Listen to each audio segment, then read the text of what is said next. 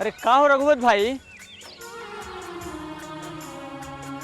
अरे नहीं चिन्हत? बचपन में साथे नु पढ़ले रहनी सन। तू के हुआ? भुला गईला? नहीं चिन्हत? हमरे नाम है बैजू। बैजू? बनारस से 12 साल बाद पढ़ के आवतनी। भुला गईला? बैजू राम अवतार काका के लड़का? हाँ तू बैजू हुआ? हाँ। तू बैजू हुआ तो तोरा घरे के बैठल बा? ई का कहता रहा? जा तोरा घरे थाहे चल जाता। पता नहीं बैजू के भूत कौन हमरा घरे आ गइल बा। ई राम अवतार काका के घरे दू गो बैजू कहाँ से पैदा ले लेला? मर्द के दहिना हाथ माई, औरत के बायां हाथ शुभ होला। जानलू? हाँ, दोनों के रेखा मिलान करता नहीं, रेखा मिलान। ई हस्त रेखा, आयु रेखा, बुद्धि रेखा, ज्ञान रेखा, सुख संपत्ति रेखा, मान सम्मान रेखा, पति रेखा, पत्नी रेखा, पत्नी रेखा, पति रेखा, सब लिखल बा एकरा। हाँ।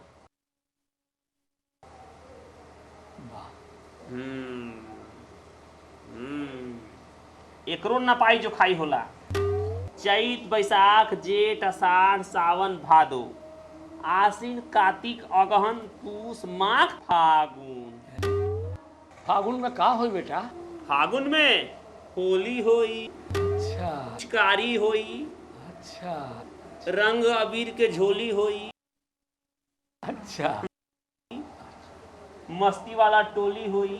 अच्छा बाबूजी के हम अबीर लगाए पैर में, बाबूजी आशीर्वाद दिहन। माई पुआ बनाई, अच्छा मलपुआ बनाई, अच्छा दही बाड़ा बनाई, हमरो खियाई।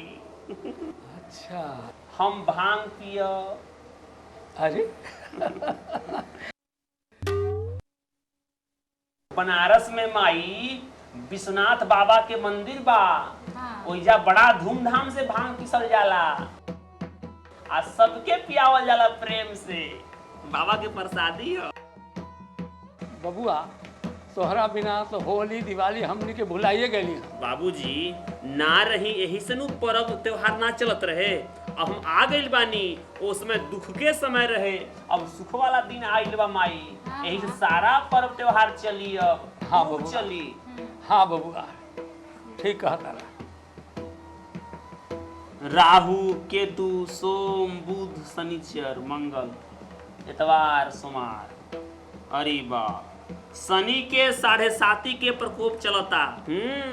एमे साफ लिखता माई कि कुछे दिन में बाबूजी के आ माई के धन शोक होए वाला बा। हे भगवान। अरे बाप सही तो बड़ा बुरा हुई। लेकिन चिंता मत करी, बैजू आ गइल बानू। बाबूजी रिद्धि सिद्धि सुख संपत्ति धन वैभव सबके विनाश होई। ये तू का कहता रहा? लक्ष्मी जी घर से चल गई हैं। बेटा तू तो विद्वान बारा, कैसू एकरा के बचा ला। बाबूजी ई धन संपदा सब हमरे नु बा। ई सब के बचावल हमार जिम्मेवारी बा। एकरा के हम बचाए। हाँ तोहरे खातिर न जमा कैनी। हाँ बाबूजी तब जब हमरे खातिर बा तो धन संपदा के बचावे खातिर, ई रिद्धि सिद्धि सुख संपत्ति के बचावे खातिर बैजू जरूर कुछ करेंगे। माई के हाथ में लिखता कि हो सके धन के स्थान परिवर्तन होई, हो सके यहाँ वाला धन कहीं और जाए। ई कैसे बेटा? भोला बाबूजी लक्ष्मी जी के मनावे खातिर कभी कभी स्थान परिवर्तन करे पड़ेला। ओ अच्छा जगह बदली, ओकरा जगह बदले पड़ सकता, लेकिन हम सुरक्षित रखे। जहां भी रही धन रही, सुरक्षित रही। तो हमरे घर में रही या बाहर चल जाई? बाहर जा सकता बाबूजी। अरे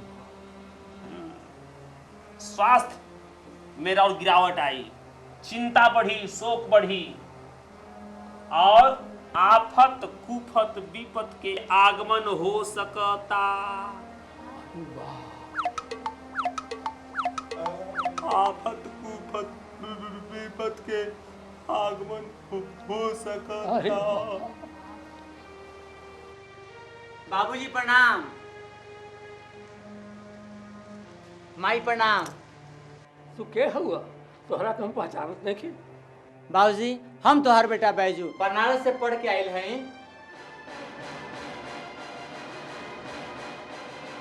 ना ना बैजू हम ही माई।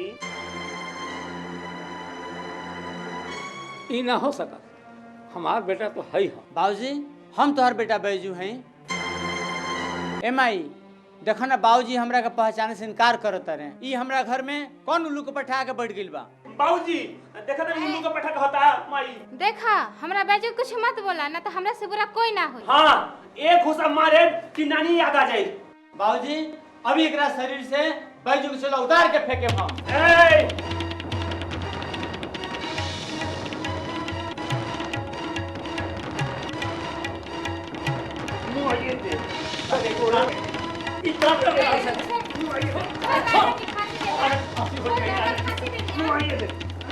अरे हमनी के बैजू आ गइल बा।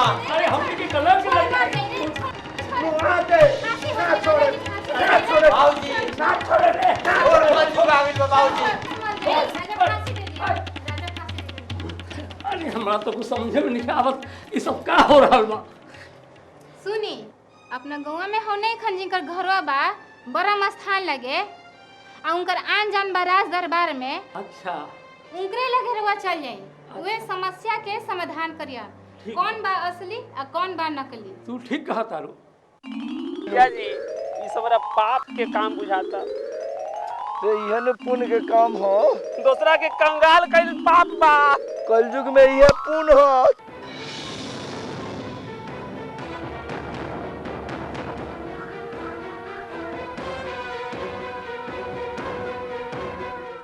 सब लोग दरबार में का करे जाई, कुछ लोग यही जा रही लगे हमने के आवत नहीं।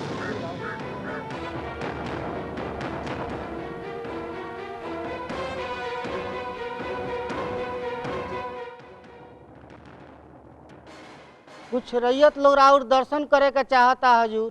ठीक बा बुलावा। हजूर ये अपने ही राज के राम अवतार हुवन हजूर। इनकर आय से 12 वर्ष पहले एगो लड़का बैजू काशी पढ़े गई रहे, लेकिन आज पढ़ के आइल बा 2 गो बैजू। अब कौन असली बैजू हो आ कौन नकली बैजू इस बुझात नहीं खे इनका। रउआ एकर निदान कइल जाओ हजूर।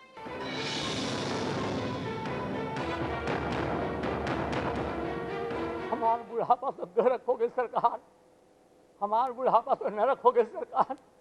हमरा तो समझे में नहीं आवत कौन असली बैजू बा और कौन नकली। हमरा साथ इंसाफ करल जाए सरकार। बैजू हो आ कौन नकली। महामंत्री जी आदेश सरकार। ये कैसन सवाल बा हो। सरकार हमरा तो कुछ समझ में नहीं आवत। सेनापति वजीर साहब सिपह सलार जी अपने तो बहुत बुजुर्ग बानी हमरा राज में, अपने के पूरा अनुभव बा। ये कैसन सवाल बा, एकर हल कैसे निकली।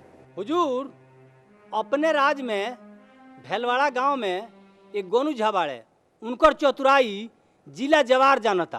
उन्हीं से बुला करके ही पूछ लो जाओ। गोनू ओझा, ये गोनू ओझा के बा हो। महामंत्री गोनू झा के हमरा दरबार में अविलंब पेश कल जाए।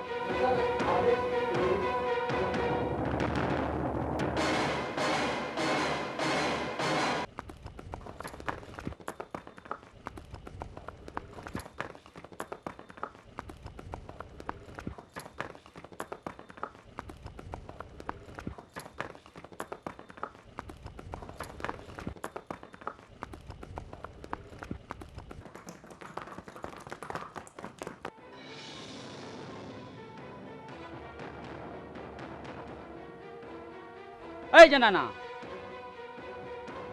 गोनू झा के घर केने बा हो। घरवा तो उनकर बीच गांव में बा। गोनू झा गइल बड़ा बगीचा में काम करे।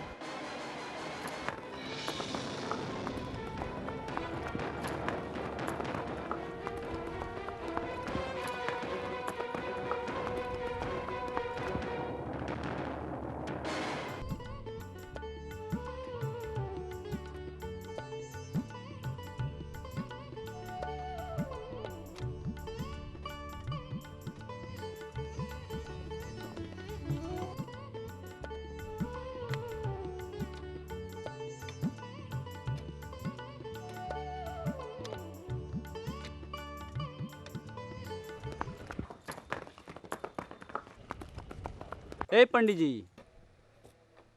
गोनू ओझा रउरे नाम हो? हाँ, का बात बा? महाराज के दरबार में रउर पेशी बा। अच्छा, चलत हूँ।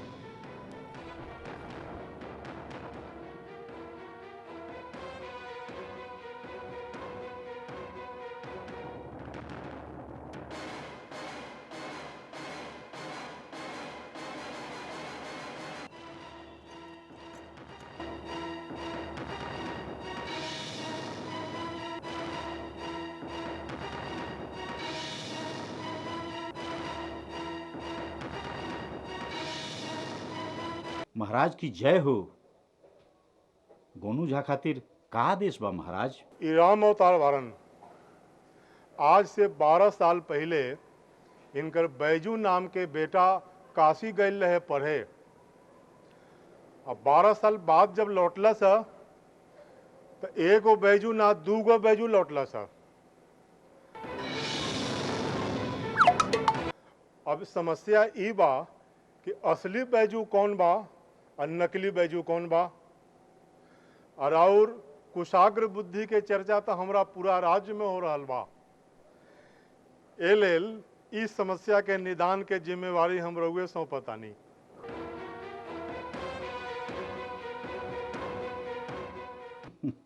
ऐसन ऐसन समस्या के समाधान तो गोनू झा चिटकी बजा के करेले महाराज। आदेश देहल जाओ।